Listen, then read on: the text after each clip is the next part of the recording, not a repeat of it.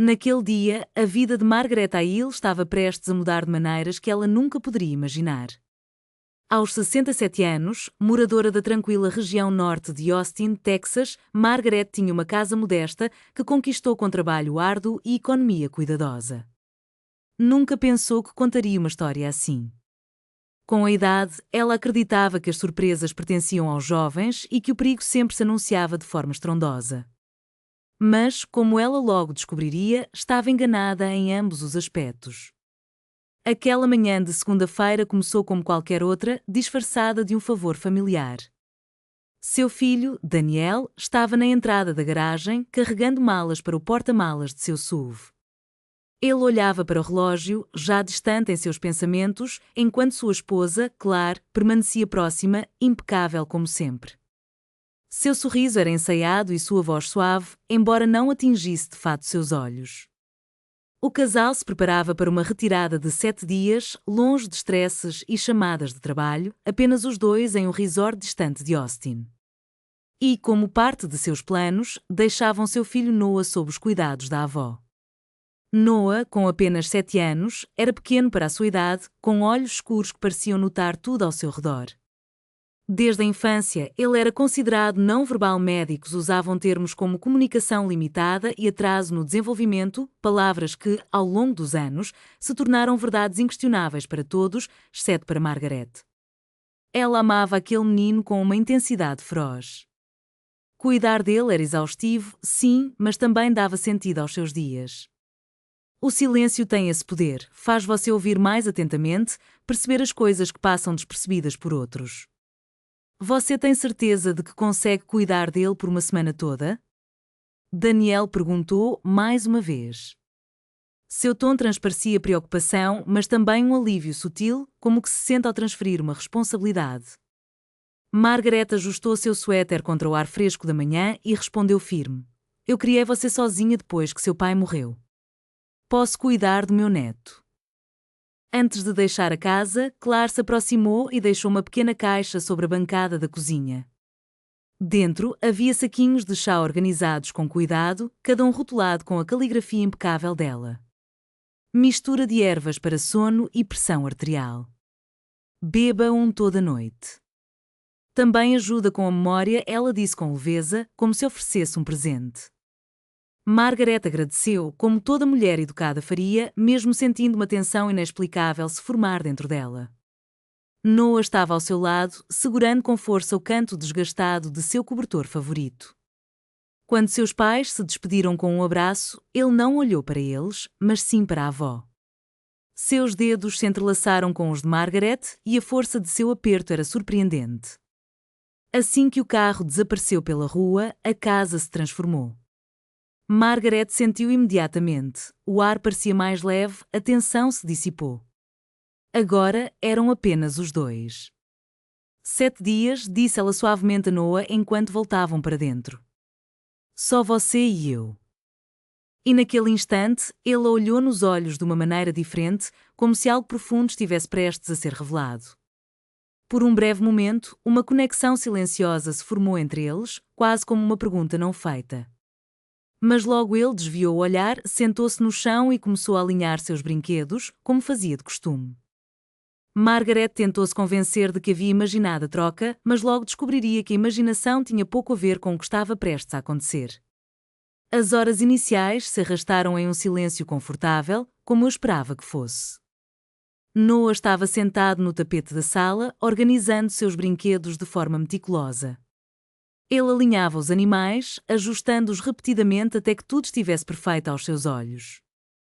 Enquanto isso, eu me dedicava a um jogo de palavras cruzadas na mesa de jantar, ouvindo os sons familiares da casa se acomodando. Sem as constantes instruções e lembretes de Claire, o ambiente parecia mais suave, quase gentil. Por volta do meio da manhã, decidi que era hora de fazer um chá. Parecia bobo evitar isso logo de cara. Claire perceberia se eu não tocasse na caixa de chá durante toda a semana. Além disso, tentei-me convencer de que estava sendo paranoico. Ela poderia ser controladora, mas envenenar-me seria um salto dramático, mesmo para a minha imaginação. Enchi a chaleira e coloquei um dos saquinhos de chá, bem rotulado, na minha caneca favorita. Enquanto a água esquentava, um leve aroma subiu, chamomila, sim, mas também algo mais agudo, quase medicinal, como o interior de uma clínica. Hesitei. Por um momento, fiquei ali, olhando para vapor, tentando não ser ridículo. A idade faz coisas estranhas com a desconfiança, você começa a ver perigos onde não há. Foi então que ouvi um movimento atrás de mim. Não os passos suaves que conhecia, mas passos deliberados. Lentos, cuidadosos. A chaleira desligou. Levantei-a, derramei a água e observei o líquido escurecer muito mais do que a chamomila deveria. Então veio o som que parou meu coração. Vovó, era um sussurro quase inaudível, mas perfeitamente claro. Não beba o chá. Minha mão tremeu. A caneca balançou, derramando líquido quente sobre o balcão. Virei-me tão rápido que quase perdi o equilíbrio. Noah estava na porta, olhando diretamente para mim, não para o chão, não para o lado, mas para mim. Vovó, por favor, não beba isso. O ambiente parecia de repente pequeno demais. O ar estava rarefeito. Meus ouvidos zumbiam como se eu tivesse me levantado rápido demais, mas eu não tinha me movido. Noah, tentei dizer, mas minha voz saiu fraca. Você acabou de falar? Ele assentiu. Um movimento simples, calmo, como se isso fosse a coisa mais natural do mundo. Minhas pernas cederam e eu me deixei cair na cadeira ao lado do balcão. Durante 7 anos, imaginei sua voz, se seria alta ou baixa, suave ou áspera. Sonhei com suas primeiras palavras, primeiras frases, momentos que nunca chegaram. E agora, ali estavam elas, chegando de uma só vez, sem aviso. Você pode falar, sussurrei. Sim, vovó. Há quanto tempo? Ele olhou para suas mãos, torcendo o tecido da camisa. Muito tempo. Algo dentro de mim se partiu. A alegria tentou invadir, mas o medo chegou primeiro. Porque você não contou a ninguém? Ele se aproximou, seu rosto pequeno tenso com algo que nenhuma criança deveria carregar. Porque mamãe disse que eu não deveria. Ela disse, se eu falasse, coisas ruins aconteceriam com você.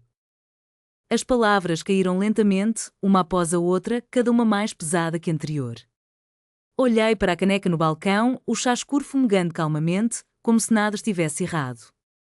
Meu coração começou a bater mais forte, mais rápido. O que você quer dizer com coisas ruins, meu bem? Noah engoliu em seco. Mamãe colocou algo no chá. Naquela cozinha silenciosa, um clima pesado pairava no ar.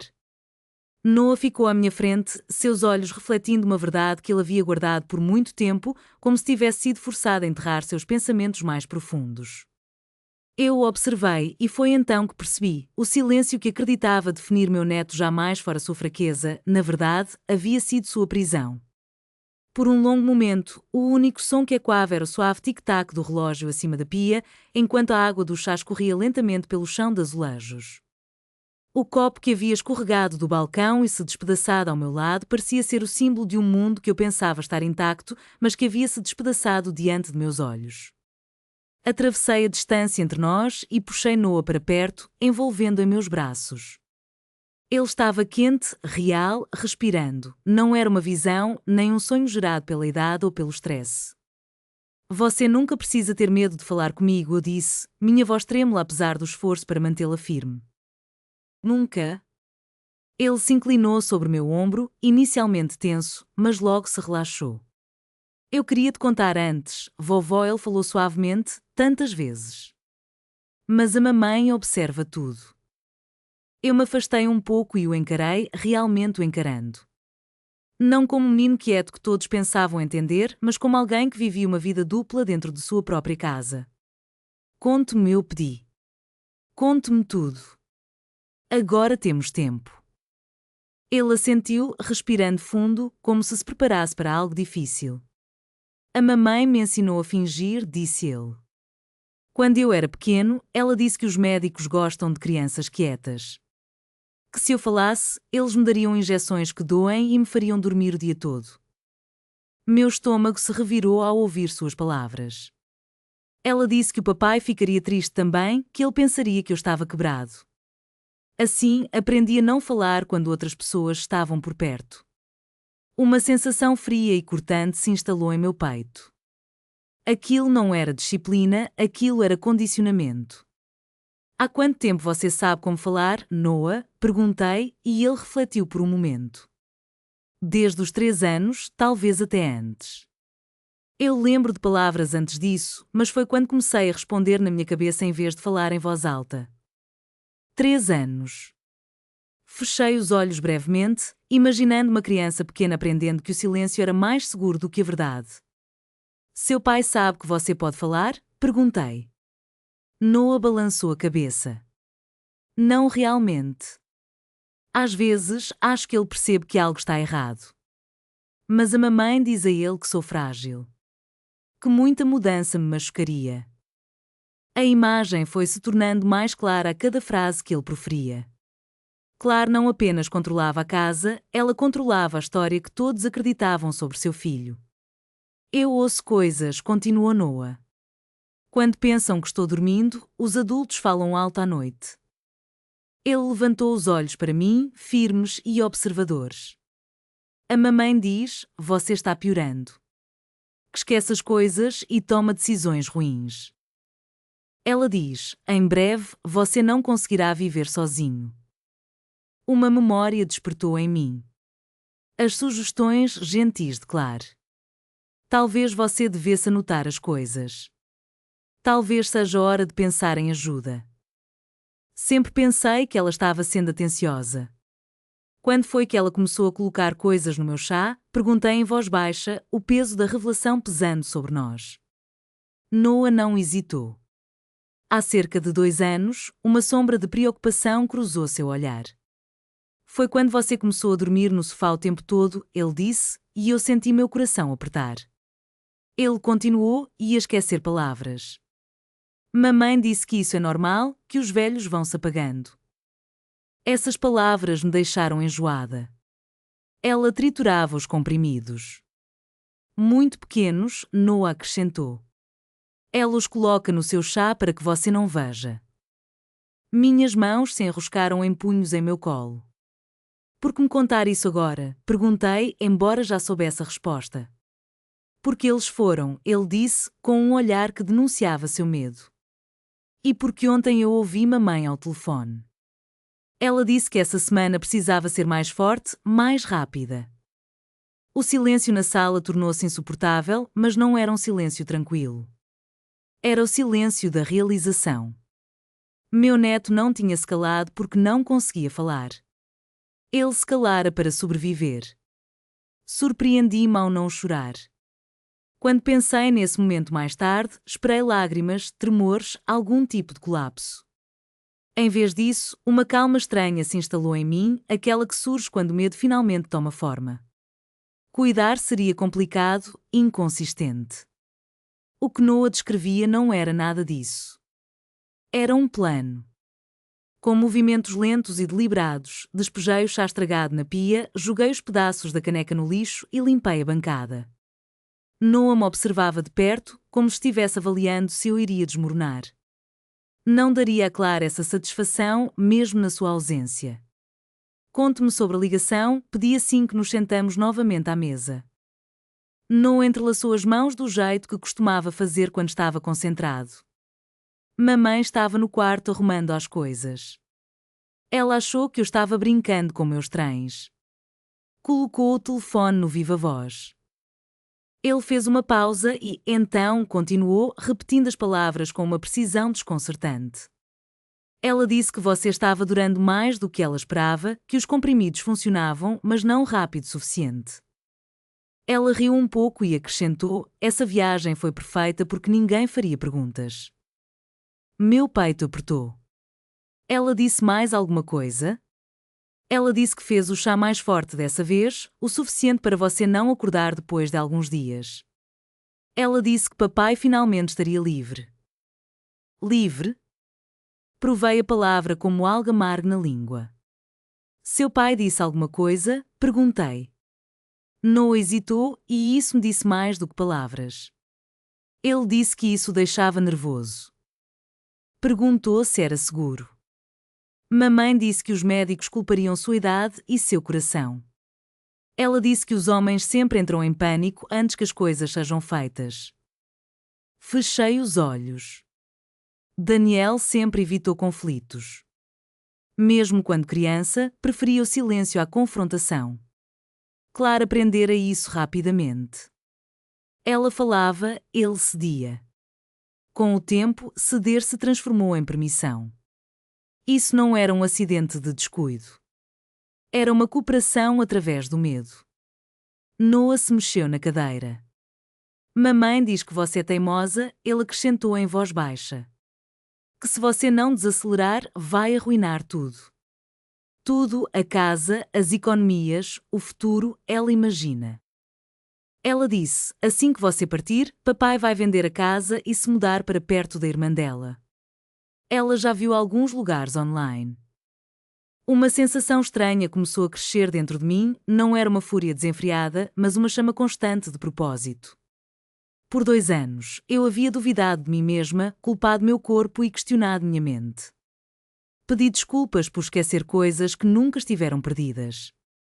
Aceitei ajuda que não precisava, tudo porque alguém decidiu que minha vida era um fardo. Isso nunca foi sobre preocupação com a minha saúde, eu disse em voz alta, mais para mim do que para Noah. Foi sobre controle. Ele assentiu.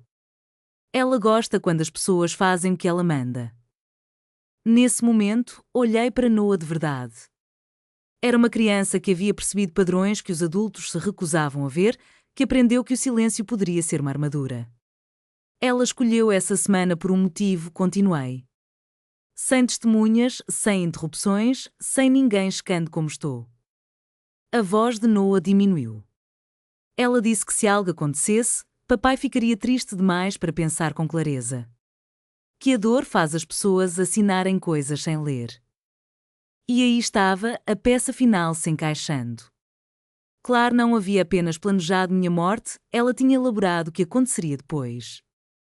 A papelada, o dinheiro, a história que todos contariam para conseguir dormir à noite. Eu estendi a mão e segurei as mãos de Noah. Presta atenção muito cuidadosamente, eu disse. Você fez exatamente a coisa certa. Você salvou minha vida. Os olhos dele se encheram de lágrimas, mas ele não chorou. O que acontece agora? Ele perguntou. Endireitei as costas, sentindo algo dentro de mim se fixar no lugar. Agora, paramos de fingir que sou a única em perigo. Porque se ela pode me silenciar, eu disse devagar, ela nunca vai parar de usar seu silêncio também. E desta vez, não vamos desaparecer em silêncio. Esperamos até o final da tarde. Não sei bem o porquê. Talvez uma parte de mim ainda esperasse estar errada. Talvez eu precisasse da luz do dia para enfrentar o que viesse a seguir. Noah se sentou ao meu lado no sofá, em silêncio, sempre que um carro passava lá fora, seu corpo voltando facilmente ao papel que desempenhou durante a maior parte de sua vida.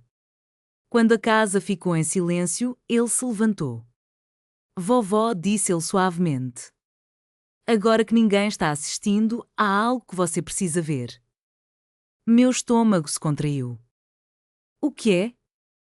Mamãe guarda papéis no meu quarto. Isso por si só era estranho. Clara odiava bagunça, detestava deixar as coisas fora do lugar.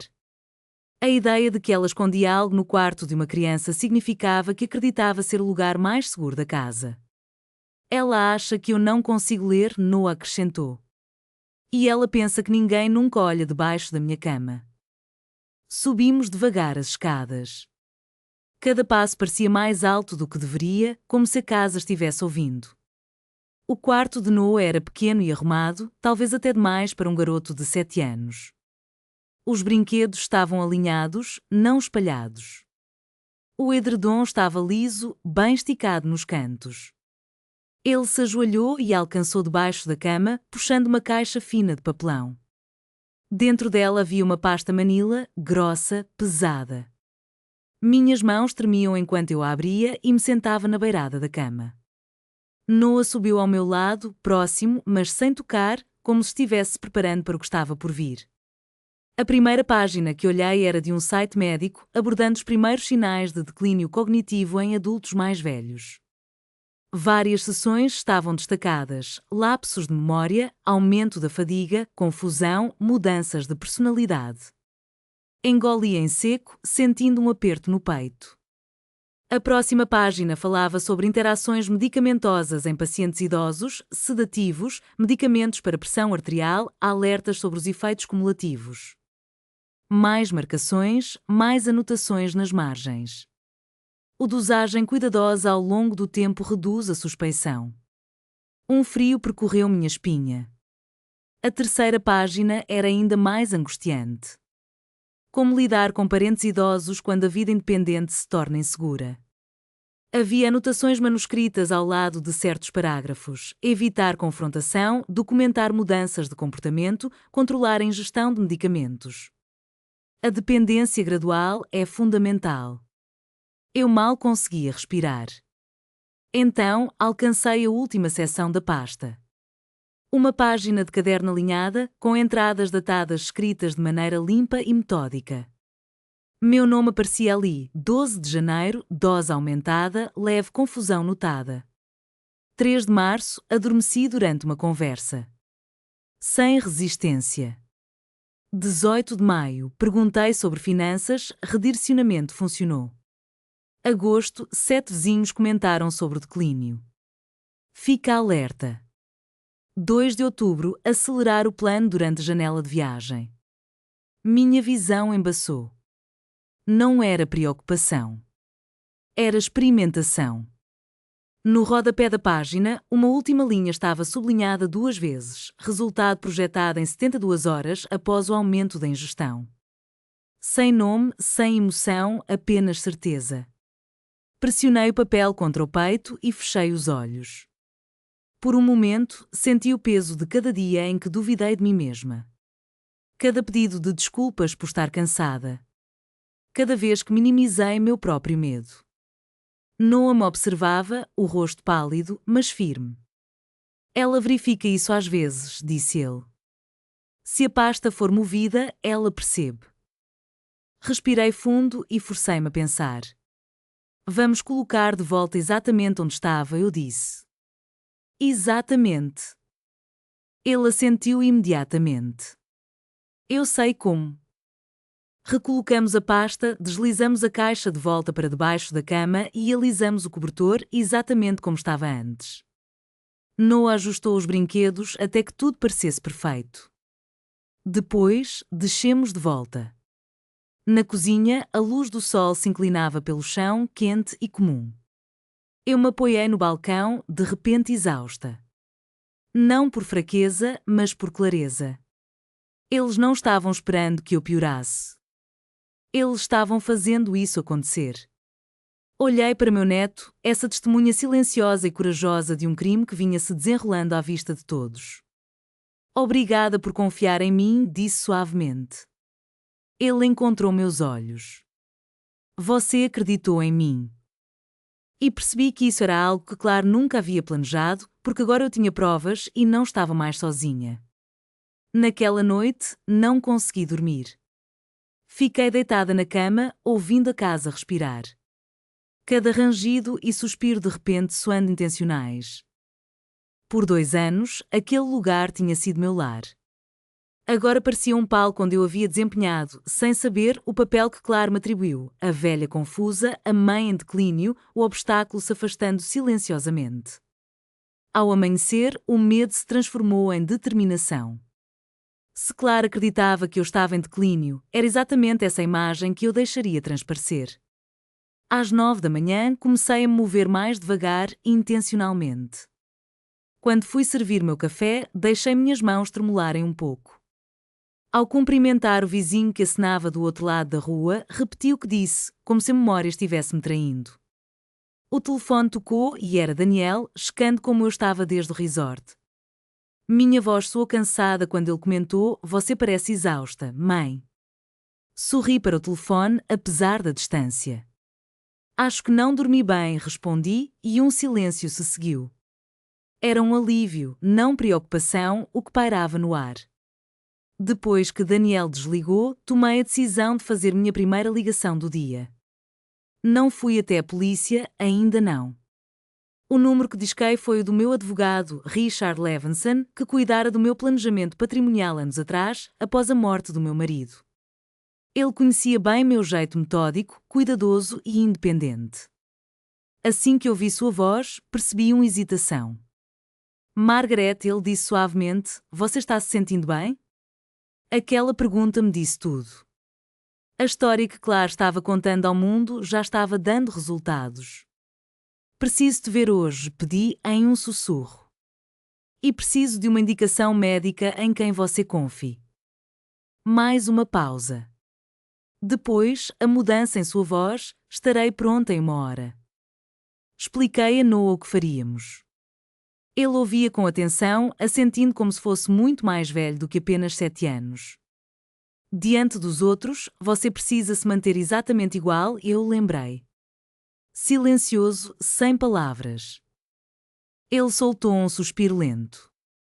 Sei que consigo fazer isso. E eu também atuaria como mais fraca, esquecida e cooperativa. Quando chegamos ao escritório de Richard, minhas mãos tremiam de verdade, mas não pela idade, e sim pela adrenalina. O médico a quem ele me enviou naquela tarde foi meticuloso. Sem família presente, sem Claire ou Daniel. Exames de sangue, testes cognitivos, perguntas elaboradas para detectar um real declínio. Passei em todas. Mas uma coisa se destacou claramente: a exposição a sedativos a longo prazo, em doses baixas, cumulativas, o suficiente para embotar o tempo de reação e memória, o suficiente para confundir, fazendo uma mulher saudável parecer frágil. O médico me observou com atenção. Alguém tem-te medicado sem o seu consentimento, e por um longo período, disse ele. Eu apenas acenei. Já suspeitava. Quando cheguei em casa, pela primeira vez em meses, minhas mãos estavam firmes. Richard me ligou naquela noite. Isso é sério, Margaret, ele disse, criminal. E a criança também está em risco. Essa foi a palavra que eu precisava ouvir, risco. Não apenas eu, mas Noah também. Começamos a documentar tudo meticulosamente. Os saquinhos de chá, a linha do tempo, os registros médicos, a pasta guardada embaixo da cama. Fotografei as evidências e armazenei cópias em lugares que Claire nunca conseguiria alcançar. Enquanto isso, continuei com a performance. Quando Daniel ligou novamente, me peguei esquecendo que dia da semana era. Quando Claire mandou uma mensagem perguntando se eu estava tomando chá, respondi que ele me ajudava a dormir tão profundamente que mal lembrava dos meus sonhos. Ela respondeu com um emoji sorridente. Naquela noite, Noah sentou-se à mesa comigo, sussurrando enquanto planejávamos nossos próximos passos. Ela está voltando em breve, disse ele. Eu acenei, concordando. Sim, e quando ela voltar, achará que já venceu. Apertei sua mão, mas desta vez estávamos prontos. Naquela tarde de quinta-feira, a atmosfera estava carregada de expectativa. Eu sabia exatamente o momento em que o carro deles entrou na driveway. Noah, que estava ao meu lado, endureceu o corpo e logo se recolheu em seu silêncio, como se colocasse de volta uma máscara que já usava há tempo demais. Eu deixei meus ombros caírem e minha fala se arrastar, apenas o suficiente para parecer incerta. Claire foi a primeira a entrar. Ela parecia revigorada, aquecida pelo sol e sorrindo de uma forma tão natural que imediatamente conquistava a confiança das pessoas. Ela atravessou a cozinha, deu uma olhada no balcão e seus olhos rapidamente se fixaram na caixa de chá. Notei um cálculo ali, uma verificação silenciosa. Você se lembrou do seu chá todas as noites, Margaret? Ela perguntou com leveza. Na maioria das noites, eu respondi, esfregando a têmpora. Ajuda. Eu durmo tanto agora. O sorriso dela se alargou. Daniel entrou logo atrás, cansado, mas relaxado. Ele me abraçou, segurando um segundo a mais do que o habitual, como se quisesse confirmar algo que desejava acreditar. Você está pálida, mãe, ele comentou. Acho que isso acontece, eu respondi. Na minha idade. O telefone de Claire tocou. Ela olhou rapidamente e então disse: antes que eu esqueça, temos uma consulta amanhã, um especialista, só para garantir. Eu acenei com a cabeça. Claro. Naquela noite, após eles irem para a cama, a última ligação de Richard chegou. Tudo estava pronto. Na manhã seguinte, Claire esperava controle, mas o que não esperava era a batida na porta. 2 indivíduos estavam ali, um médico que ela não reconhecia e uma mulher do Serviço de Proteção à Criança. O sorriso de Claire vacilou. Está tudo bem? Ela perguntou. O médico falou calmamente. Precisamos conversar com Margaret em particular. Os olhos de Claire se dirigiram rapidamente a Daniel, que parecia confuso e inquieto. Eu me levantei devagar. Minhas mãos não tremiam. E então Noah fez algo que Claire não havia planejado. Ele falou. Eu posso falar, disse ele. O ambiente congelou. Claire virou-se tão rápido que quase deixou o celular cair. Daniel olhou para o filho como se o visse pela primeira vez. Noah caminhou até o centro da sala. Sua voz era firme e clara. Mamãe me disse para fingir. Ela disse que se eu falasse, a vovó iria desaparecer. Ela disse que ninguém acreditaria em mim. O silêncio caiu como um peso. A assistente social se ajoelhou na altura de Noah. Você pode me contar mais? Ele assentiu. E ele contou. Sobre os remédios, o chá, as ameaças, as noites em que escutou a pasta debaixo da cama. Ele não se apressou. Não chorou. Falou como alguém que esperou muito tempo para ser ouvido. Claire gritou então. Não de negação, mas de raiva. Ele está confuso. Não entendo o que está dizendo. O médico se virou para ela. Já revisamos as evidências. O rosto de Daniel perdeu a cor enquanto a verdade cercava finalmente. Ele tentou falar, falhou e então afundou em uma cadeira. Isso não era o que eu queria, ele sussurrou. Ninguém respondeu. Claire foi acompanhada para fora em menos de 1 hora. Daniel ficou com a papelada, perguntas e uma realidade que não podia mais evitar. Noah sentou-se ao meu lado, quieto novamente, sua mão quente na minha. Pela primeira vez desde que o conheci, ele foi acreditado. Não porque gritou, mas porque a verdade finalmente não tinha mais onde se esconder. A casa voltou a se encher de tranquilidade após a partida deles. Não era aquele silêncio pesado que pesa nos ouvidos, mas o mais suave, como se o espaço estivesse se abrindo. Possibilidades. Noah estava sentada à mesa da cozinha, balançando as pernas e observando a luz do sol que se arrastava lentamente pelo chão. Ninguém o observava agora. Ninguém o media. Ele falava quando queria. Somente isso já parecia um milagre. Nas semanas que se seguiram, a vida se reorganizou com cuidado, peça por peça. Noah ficou comigo temporariamente no início, mas logo se tornou permanente.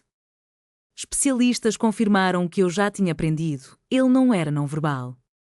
Era profundamente inteligente, traumatizado e condicionado ao silêncio.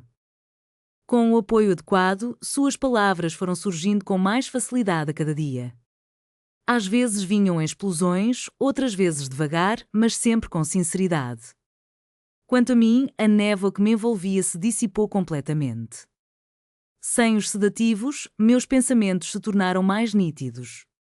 Eu acordava descansada, lembrava de nomes, datas e pequenas alegrias que achava que a idade tinha levado de mim. Na verdade, minha mente nunca havia falhado, ela estava apenas enterrada.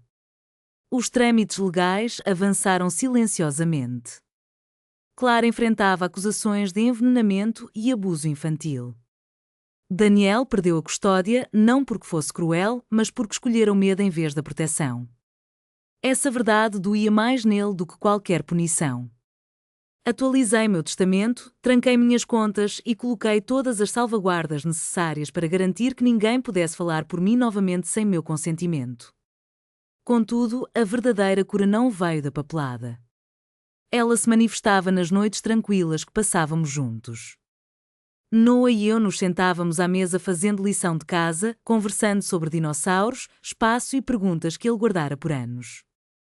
Às vezes, ele parava no meio da frase, surpreso com a própria voz. Eu gosto de falar agora, me disse uma vez.